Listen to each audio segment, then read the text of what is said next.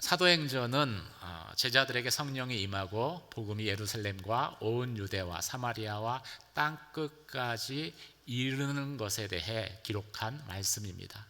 그리고 복음이 도달하는 곳에는, 전파되는 곳에는 예외 없이 교회가 생겨났습니다.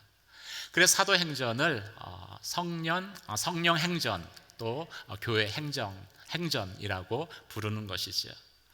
이렇게 이 땅에 세워진 교회는 이 땅에 있는 하나님의 나라를 예표합니다. 나타내죠. 그리고 교회 안에 있는 성도들은 하나님 나라의 백성들이 됩니다.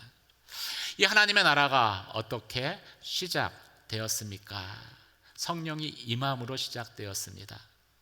하나님의 나라는 성령 하나님에 의해서 시작된 것입니다. 이것이 세상 나라와 하나님 나라의 가장 큰 차이점입니다. 세상 나라는 국민에 의해서 세워집니다. 그리고 국민을 위한 국민의 정치가 펼쳐지는 것이지요. 하지만 하나님의 나라는 하나님에 의해서 세워집니다. 국민들을 위한 하나님의 통치가 나타나는 것입니다. 이 하나님의 나라를 세우기 위해서 제자들은 그리스도의 증인으로 살아야 합니다. 성령의 권능을 받고 예루살렘과 온 유대와 땅 끝까지 가서 복음을 전해야 합니다. 그래서 이것은 하나님의 약속이면서 동시에 우리들의 부르심이죠. 예수님은 공생의 3년 동안 이 부르심에 대해서 언급하지 않으셨습니다. 하지만 부활하신 이후에 비로소 이 말씀을 약속으로 주시고 부르심을 말씀하십니다. 그런데 한 가지 충격적인 사실이 있습니다. 이 말씀을 하시고 나서, 이 약속을 주시고 나서 그 예수님께서 이 땅에서 사라져 버렸다는 것입니다. 중대한 미션이 주어졌는데 지휘관을 잃어버린 군인들처럼 제자들은 이 상황 앞에서 적잖이 당황할 수밖에 없었을 것입니다. 더욱더 당황되는 일은 선사를 통해서 예수가 그 올라간 그 본 그대로 다시 이 땅에 내려올 것이다 라고 말씀한 것입니다. 이 말을 함으로써 주님이 다시 오실 때까지 그 미션을 완수해야 한다라는 그런 영적 긴장감이 조성이 되죠. 그렇다면 이 긴박한 그 위기 상황 가운데에서 제자들은 무엇을 했을까요? 오늘 본문의 말씀을 보면 먼저 제자들은 예루살렘으로 돌아가 먼저 기도했다라고 말씀하고 있습니다. 12절에서 15절까지 말씀을 함께 읽도록 하겠습니다. 시작. 그 후 그들은 올리브 산이라 불리는 곳에서부터 예루살렘으로 돌아왔는데 이 산은 예루살렘에서 가까워 안식일에 걸어도 되는 거리였습니다. 그들은 예루살렘 안으로 들어와서 자기들이 묵고 있던 다락방으로 올라갔습니다. 거기 있던 사람들은 베드로, 요한, 야고보, 안드레, 빌립, 도마, 바돌로메, 마테, 알페오의 아들 야고보, 열심당원 시몬, 그리고 야고보의 아들 유다였습니다. 그들은 모두 그곳에 모인 여자들과 예수의 어머니 마리아와 예수의 동생들과 함께 한 마음으로 그 무렵 모인 사람들이 약 120명쯤 됐는데 베드로가 형제들에게 일어나 말했습니다. 누가는 예수님이 승천하신 장소가 예루살렘 동쪽의 올리브산이라고 말합니다. 그곳은 안식일에 걸어가기에 적당한 거리에 위치해 있었습니다. 제자들은 이 올리브 산에서 예수님이 승천하시는 것을 보았고 또 예수님이 다시 오실 것이다 라는 천사의 메시지를 들었습니다. 그래서 그 제자들은 각자의 고향으로 돌아갈 수가 없었습니다. 흩어질 수가 없었습니다. 분명한 미션이 주어졌기 때문에 예수님 말씀하신 대로 약속하신 성령을 받기까지 예루살렘에 기다리기로 결정을 합니다. 그들은 예루살렘으로 돌아갔고 마가의 다락방에 모였습니다. 무엇이 제자들로 하여금 마가의 다락방에 모이게 했을까요? 첫째는 말씀에 순종하기 위해서 모였습니다. 이렇게 말씀에 순종에 모인 사람들이 120명 정도 되었다라고 성경은 말합니다. 이 120명에는 11명의 사도들, 예수의 모친 마리아, 그리고 갈릴리에서 예루살렘까지 예수를 쫓아온 여인들, 또 예수의 형제들이 있었고, 또 그 외에도 모인 제자들의 숫자들까지 다 포함해서 120명에 달했던 것이죠.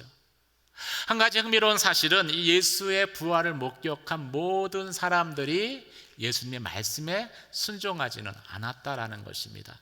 고린도전서 15장 6절 말씀을 함께 읽도록 하겠습니다. 15장 6절 말씀입니다. 시작. 그 후에 500의 형제에게 일시에 보이셨나니 그 중에 지금까지 대다수는 살아있고 어떤 사람은 잠들었으며. 부활하신 예수를 본 사람은 500여 명이 넘었는데 그들 중에서 예수의 말에 순종해 예루살렘에 머물렀던 사람은 120명 정도에 불과했다고 말합니다. 이 말은 우리가 아무리 강렬한 영적 체험을 해도, 심지어 부활하신 예수를 직접 목격하는 그러한 체험을 해도, 주님을 만나도 모든 사람이 주의 말씀에 순종하지는 않는다는 것을 보여주는 것입니다. 따라서 주의 말씀에 순종해서 나를 통해서 하나님의 나라가 이 땅 가운데 이루어지는 것을 보는 것, 경험하는 것은, 그것은 놀라운 하나님의 은혜라고 말할 수 있는 것입니다. 사랑하는 성도 여러분, 그 은혜를 받는, 경험하는 저와 여러분이 되시길 주님의 이름으로 축원합니다. 제자들이 이 예루살렘의 마가의 다락방에 모인 두 번째 이유는 기도하기 위해서였습니다. 예수님이 미션은 주셨는데 승천하셔서 안 계시기 때문에 이 객관적인 상황은, 현실은 상당히 위기였습니다. 중대한 임무가 막 시작되는데 지휘할 지휘관이 부재였기 때문이죠. 이 상황에서, 이 위기 상황에서 제자들은 무엇을 했습니까? 가장 먼저 기도하기를 시작을 합니다. 오늘날에도 가장 먼저 기도해야 되는 그 필요성에 대해서 부인하는 그러한 성도도 없고요, 또 지도자도, 영적 지도자도 없습니다. 그런데 우리의 문제는 무엇입니까? 그 필요성은 너무나 잘 알고 있는데 실제로는 기도하지 않는다라는 것입니다. 왜 기도하지 않을까요? 기도가 다른 것에 의해서 우선순위에서 밀리기 때문입니다. 무엇에 그럼 밀려가게 됩니까? 오늘날의 교회를 보면은 두세 가지 정도를 생각할 수 있습니다. 첫 번째, 회의하는 것 때문에 기도하는 것들이 밀리기 시작을 합니다. 이것은 어떤 그 문제가 생겼을 때 회의를 하는 것이 무조건 나쁘다라고 이야기하는 것이 아닙니다. 기도보다 먼저 회의를 소집하는 그러한 모습이 문제가 있다라는 것이죠. 문제가 심각하면 심각할수록 어떻게 합니까? 회의가 길어집니다. 밤새 회의하는 경우도 있습니다. 그런데 문제가 심각해진다고 밤새 기도하는 사람은 찾아보기가 어려운 것이 현실입니다. 회의를 오래 해서 문제에 대해서는 빠삭하게 알았습니다. 그런데 그 문제가 해결되지 않습니다. 왜 그렇습니까? 회의하느라 기도하지 않았기 때문입니다. 두 번째, 이 세미나에 참석하느라, 세미나 때문에 기도의 시간들이 뒤로 밀려갑니다. 문제들이 생기면 그 문제를 해결하기 위해서 내 힘으로 안 되겠다 싶으면 외부의 전문가들을 초청을 하죠. 그래서 갈등 세미나도 듣고요, 관계 회복 세미나도 듣습니다. 그래서 좋은 해결책에 대해서 많이 압니다. 그런데 문제는 여전히 그대로 남아 있습니다. 왜 이런 일들이 생길까요? 해결책은 아는데 그 문제를 해결해야 될 사람들이 기도하지 않아서 변하지 않았기 때문입니다. 그래서 머릿속에 아는 것은 많은데 문제 그대로 있는 거예요. 또 기도가 밀리는 한 가지 이유는 집단 행동하기 때문입니다. 이건 세상의 방식이죠. 세상에서는 문제가 생겨나면은요, 집단 행동을 통해서 자신의 힘을 보여줘서 자신의 생각을 관철하려고 합니다. 문제를 해결하려고 합니다. 이게 교회 안에도 들어오게 되었습니다. 그래서 이 문제를 해결하기 위해서 자신의 힘을 사용하기 시작을 하는 거예요. 집단적인 힘을 사용하기 시작을 합니다. 자신의 힘을 의지하는 순간 우리는 기도하지 않습니다. 하나님께 의탁할 어떤 필요도 느끼지 못하기 때문이죠. 당연히 하나님의 역사도 나타나지 않을 것입니다. 그러면 이렇게 반문하는 성도들이 있습니다. 목사님, 저는 기도했는데 아무 일도 일어나지 않던데요. 이건 어떻게 이해해야 합니까? 대부분의 경우 기도를 했는데 문제가 해결되지 않고 있는 것은 기도에 전념하지 않아서 나타나는 현상들입니다. 기도를 하기는 하는데 하나님 응답해 주셔도 되고 응답해 주지 않으셔도 괜찮습니다. 이런 마음으로 기도하기 때문입니다. 성경은 이런 기도를 두 마음을 품고 하는 기도다라고 말씀하고 있습니다. 그리고 그런 기도는 응답되지 않는다라고 말씀하고 있습니다. 근데 오늘 본문을 보면은 이 120명이 마가의 다락방에 모여서 기도를 했는데 더불어 마음을 같이 하고 오로지 기도에 힘썼다라고 기록하고 있습니다. 120명이 무려 열흘 동안이나 모였는데 그 중에서 어느 한 사람도 딴짓을 하거나 딴 생각을 하는 사람이 없었다라는 것이죠. 예수님의 기도에서도 이런 모습이 발견되어집니다. 예수님이 십자가를 앞에 두고서 겟세마네에서 기도하셨을 때 땀이 피가 되도록 몸부림을 치며 기도하셨습니다. 이렇게 기도하면 하나님이 응답하십니다. 기도는 이렇게 해야 되는 거예요. 우리가 이렇게 기도하면 하나님이 일하시기 시작합니다. 우리가 이렇게 기도하면 믿음의 싸움에서 하나님이 우리의 지휘관이 되어 주십니다. 사랑하는 성도 여러분, 하나님의 나라를 세우는 일은 내가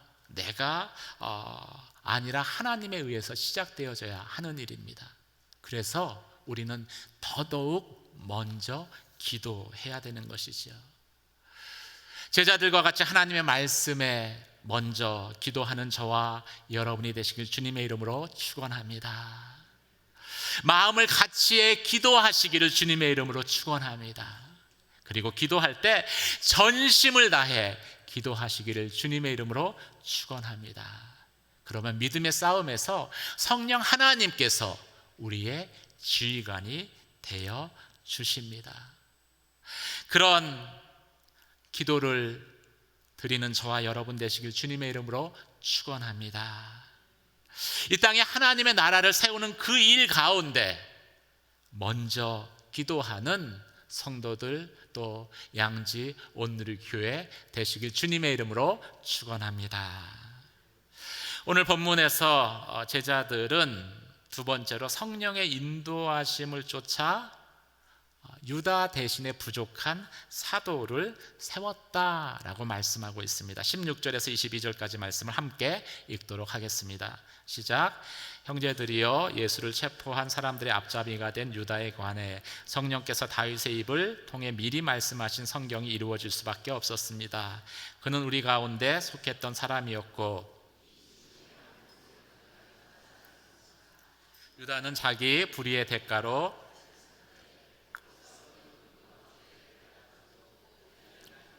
쏟아져 나왔습니다. 이 일이 예루살렘에 사는 모든 사람에게 알려졌습니다. 이 밭을 그들의 지방말로 아겔 다마라 불렀는데 그것은 피의 밭이라는 뜻입니다. 그런데 시편에 그의 거처를 폐허가 되게 하시고 그곳에 아무도 살지 못하게 하십시오라고 기록됐고 또 다른 사람이 그의 직무를 차지하게 해주십시오라고 기록됐습니다. 그러므로 주 예수께서 항상 우리와 같이 다니는 동안 곧 요한이 세례를 주던 때부터 시작해 예수께서 우리들 가운데 하늘로 올리어 가시기까지 함께 다니던 사람들 가운데 하나를 뽑아 우리와 함께 예수의 부활에 대한 증인이 되게 해야 합니다. 성도들이 먼저 함께 기도했을 때 성령 하나님께서 인도하십니다. 그리고 하늘의 크고 비밀한 것들을 우리에게 알게 하시지요. 예레미야 33장 3절 말씀을 함께 읽도록 하겠습니다. 시작. 너는 내게 부르짖으라. 내가 응답하겠고 내가 알지 못하는 크고 은밀한 일을 내게 보이리라. 이 말씀에 순종해서 함께 기도했을 때 성령께서 베드로를 이끄십니다. 그리고 베드로가 일어나서 회중 앞에서 말씀 전하기를 시작을 하죠. 근데 그 말씀의 내용이 지금 당장 선교를 떠나자 이게 아니었습니다. 성령께서 베드로에게 말씀하게 하신 것은 부족한 한 명의 사도를 세우라는 것이었습니다. 예수를 배반하고 죽은 유다 대신에 그 빈자리에 다른 사람을 세우라는 것이었습니다. 사실 유다의 죽음은 모든 사도들이 꺼내고 싶지 않은 주제였을 것입니다. 이 말은 베드로가 이 말을 한 것이 자기 생각이나 자기 의지에 의해서 한 것이 아니다라는 반증이지요. 성령의 인도하심 가운데 성령의 감동이 임하자 베드로가 시편의 말씀을 인용합니다. 그리고 그 말씀이 예수에 대한 예언이었고 시편에서 언급된 원수가 바로 예수를 판 가롯 유다였다라고 밝힙니다. 따라서 유다의 죽음은 성경에 예언된 것이 성취된 것이다 라고 말합니다. 그러니 그 말씀대로 시편의 말씀대로 유다 대신 부족한 사람을 세워 부활의 증인으로 삼아야 된다라고 말씀합니다. 이 말은요, 그런데 우리가 일반적으로 생각하고 있었던 그 내용, 방식과는 좀 다른 것이지요. 우리는 흔히 어떻게 생각합니까? 회개하고 열심히 기도하면 성령의 불이 불같이 임하고 성령의 충만을 받고 즉시 나가야 된다라고 생각을 하죠. 복음을 전해야 된다라고 생각을 합니다. 근데 하나님의 방법은 백성을 대표하는 12명의 사도들을 먼저 온전히 세우는 것이었습니다. 그리고 그들을 예수 그리스도의 증인 삼아서 이 땅에 하나님의 나라를 세우는 것이었죠. 예수님이 왜 12명의 제자들을 뽑았겠습니까? 그 12명이 이스라엘 12지파 하나님의 백성을 대표하는 것이기 때문입니다. 그런데 그 중에 하나가 지금 부족한 상태로 있는 거예요. 이런 상태에서 이런 상황에서 하나님의 나라를 시작하는 것은 하나님이 원치 않으셨던 것이지요. 하나님이 원하시는 것은 이 하나님의 사람들이 온전하게 세워지고 그리고 그 사람들이 땅끝까지 가서 복음을 전하게 하는 것이었기 때문입니다. 로마서 10장에서도 이 내용에 대해서 언급을 하고 있습니다. 10장 13절 14절 말씀을 함께 읽도록 하겠습니다. 함께 읽겠습니다. 시작. 주의 이름을 부르는 사람은 누구든지 구원을 받을 것이다. 그런데 그들이 믿지 않는 분을 어떻게 부르겠습니까? 듣지도 못한 분을 어떻게 믿겠습니까? 전하는 사람이 없이 어떻게 듣겠습니까? 예수님께 십자가의 죽으심으로 모든 사람이 믿고 구원할 수 있는 길을 여셨습니다. 이것은 구원에 대한 하나님의 주권이죠. 주권적인 역사입니다. 하지만 그럼에도 우리가 전하지 않으면은 복음을 전할 선교사를 보내지 않으면 들을 수가 없게 됩니다. 그리고 듣지 않으면 믿을 수 없습니다. 믿지 않으면 구원이 일어나지 않습니다. 구원이 이루어지지 않습니다. 바로 여기에 우리의 부르심, 우리의 미션이 자리하고 있는 것이죠. 사랑하는 성도 여러분, 하나님이 홀로 일하시면은 훨씬 더 이 땅에 하나님의 나라를 세우는 것이 쉬웠을 것입니다. 훨씬 효과적으로, 훨씬 빠르게, 가장 쉽게 이 땅에 하나님의 나라를 세우실 수 있으셨을 것입니다. 그런데 하나님이 그렇게 하지 않으셨습니다. 우리를 통해 그 복음이 전파되기를 원하셨습니다.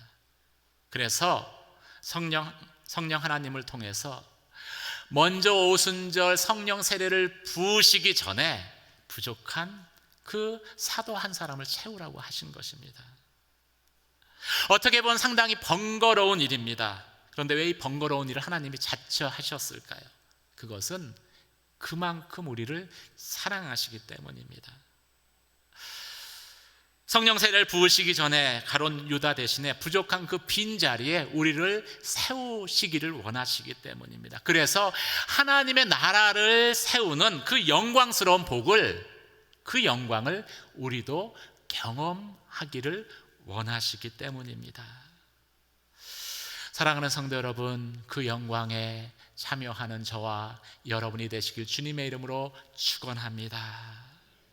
저와 여러분의 미션은 땅끝까지 가서 그 예수를 전하든지, 내가 직접 전하든지, 아니면 전할 사람을 보내는 그것이기 때문입니다. 이 일은 주님이 다시 오실 때까지 계속 되어져야 하는 일입니다. 멈출 수 없는 일입니다. 사랑하는 성도 여러분, 오순절 성령 세례를 부으시기 전에 부족한 한 자리를 채우라고 말씀하신 주님의 음성을 듣는 저와 여러분이 되시길 주님의 이름으로 축원합니다. 그리고 그 자리가 나를 부르시는 하나님의 음성이다라고 고백하는 저와 여러분이 되시길 주님의 이름으로 축원합니다. 오늘 본문의 말씀은 제자들이 두 사람을 택해 한 사람을 제비 뽑아 세웠다는 것을 밝히고 있습니다. 21절에서 26절까지 말씀을 함께 읽도록 하겠습니다. 시작. 그러므로 주 예수께서 항상 우리와 같이 다니던 동안에 곧 요한이 세례를 주던 때부터 시작해 예수께서 우리들 가운데서 하늘로 올리어 가시기까지 함께 다니던 사람들 가운데 하나를 뽑아 우리와 함께 예수의 부활에 대한 증인이 되게 해야 합니다. 그래서 사람들이 두 사람 곧 바사바 또는 유스도라고도 불리는 요셉과 마띠아를 추천했습니다. 그리고 그들은 모든 사람의 마음을 아시는 주여, 이 두 사람 가운데 주께서 택하신 사람이 누구인지 보여주셔서 이 봉사와 사도의 직무를 대신 맡게 해주십시오. 유다는 이것을 떠나 자기 자리로 갔습니다라고 기도했습니다.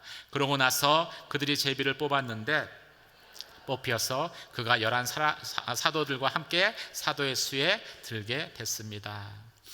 이 성령의 인도하심 가운데 순종해서 이 11 사도들 그리고 제자들은 이 12번째 사도를 정하기 위해서 이 사도직을 계승할 수 있는 자가 갖춰야 할 조건에 대해서 정했습니다. 첫 번째 조건은 세례 요한이 활동하던 시기로부터 예수가 승천하기까지 예수와 또 제자들과 함께하는 사람이어야 한다는 것입니다.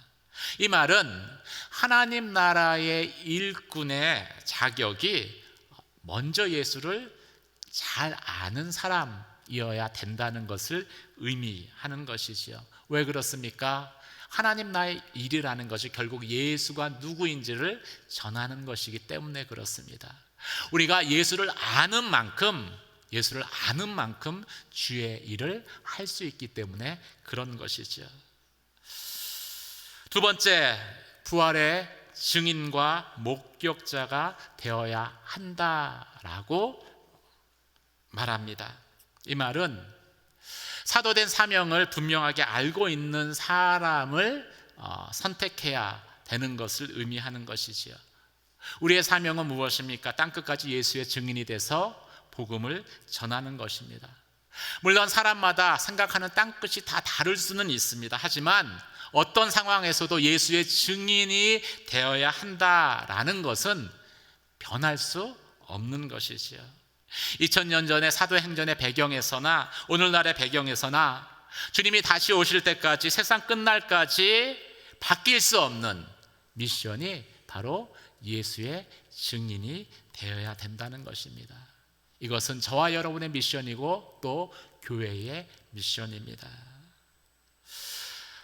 11 사도와 이 제자들은 이 일에 적합한 사람을 최대한 신중하게 뽑았을 것입니다. 하나님의 일을 할 때는요, 최선을 다해서 해야 합니다. 나의 최선을 드려야 합니다.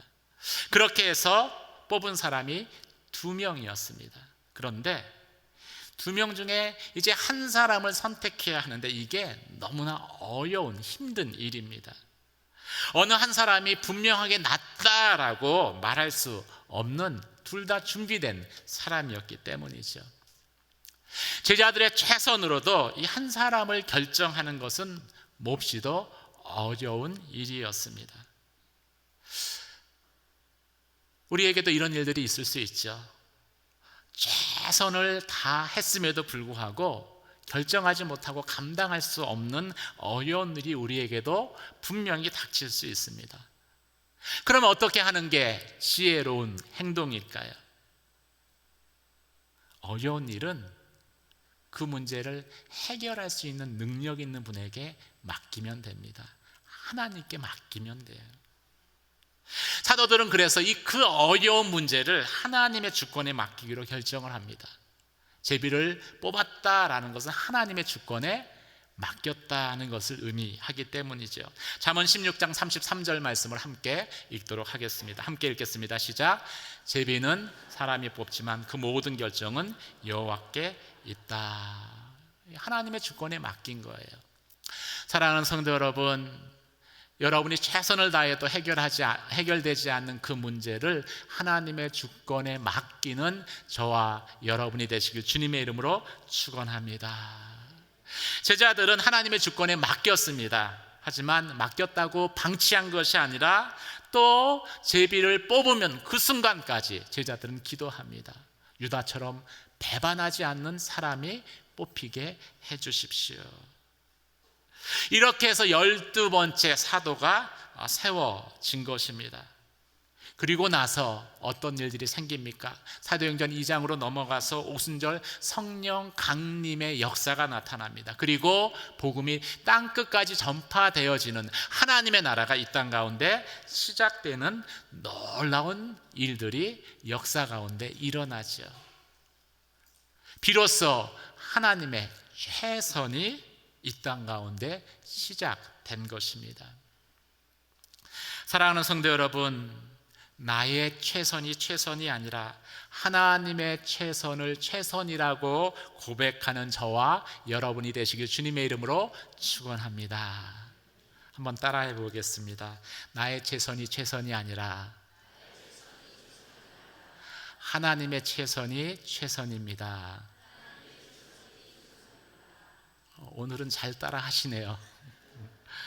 제가 가끔 따라하는 걸 시키는데 목사님 너무 길어요 하시는 분들이 있는데 짧게 요약하면 이렇습니다. 하나님의 최선이 나의 최선입니다. 예. 그런 고백이 있는 저와 여러분 되시길 주님의 이름으로 축원합니다. 그럼 하나님의 최선은 언제 나타납니까? 나의 최선과 하나님의 주권이 결합했을 때 하나님의 최선이 시작되어집니다. 나의 최선만으로는 부족해요. 하나님의 주권이 결합됐을 때, 이 하나님의 최선으로 세워진 사람이 마띠아이기 때문이죠. 그리고 마띠아가 세워졌을 때 복음이 땅끝까지 전파되기 시작하고 이 땅에 하나님의 나라가 임했기 때문입니다. 결국 하나님의 최선이라는 것은 이 땅에 하나님의 나라가 임하는 것이 하나님의 최선이에요. 그 하나님의 최선이 저와 여러분의 최선이 되시길 주님의 이름으로 축원합니다. 이 최선을 위해서 하나님은, 그 최선을 시작하기 위해서 하나님은 제자들에게 예루살렘을 떠나지 말라고 말씀하신 것입니다. 그 최선을 이루기 위해서 마가의 다락방에서 제자들은 그 10일 동안 쉬지 않고 기도한 것입니다. 그리고 그 결과가 오순절 성령 강림의 사건이고 하나님의 나라가 시작된 것입니다. 위대한 역사가 인류의 역사 가운데 시작되어진 것이지요. 사랑하는 성도 여러분, 주님은 오늘도 빈 자리를 채울 사람을 찾습니다. 주님을 배반하고 떠난 가롯 유다 대신에 그 빈자리를 메꿀 앉을 사람을 찾습니다. 이 일이 이루어져야 하나님의 최선의 역사가 이 땅 가운데 나타나기 때문입니다. 그 주님의 부르심 앞에 아멘 하고 응답하시는 저와 여러분이 되시기를 주님의 이름으로 축원합니다. 주님은 우리에게 원하십니다. 땅 끝까지 가든지 아니면 갈 자를 보내라. 그리고 그 자리에 우리를 초청하십니다. 그 부르심 앞에 응답하는 시간이 되시기를 주님의 이름으로 축원합니다. 함께 말씀을 생각하며 기도 드리도록 하겠습니다. 하나님의 최선이 나에게도 최선인 것을 고백하게 하여 주시옵소서. 하나님의 최선은 나의 최선에 하나님의 주권적인 역사가 임하는 그 순간에 나의 삶에 나타날 것입니다.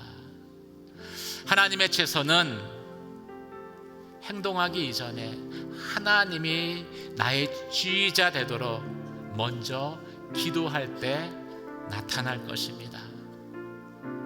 하나님의 최선은 성령의 인도하심에 순종해서 따라서 빈자리에 내가 앉을 때 시작될 것입니다. 그리고 하나님의 최선은 내가 최선을 다했음에도 겸손하게 하나님의 주권을, 하나님의 결정을 온전히 의탁할 때 나의 삶에 나타날 것입니다. 하나님, 이 시간 마가의 다락방에서 기도했었던 그 제자들처럼, 사도들처럼 이 시간 기도합니다. 나의 삶에도 하나님의 최선이 나타나게 시작되게 하여 주시옵소서. 땅끝까지 복음을 전하는 그리스도의 담대한 증인으로 서게 하여 주시옵소서.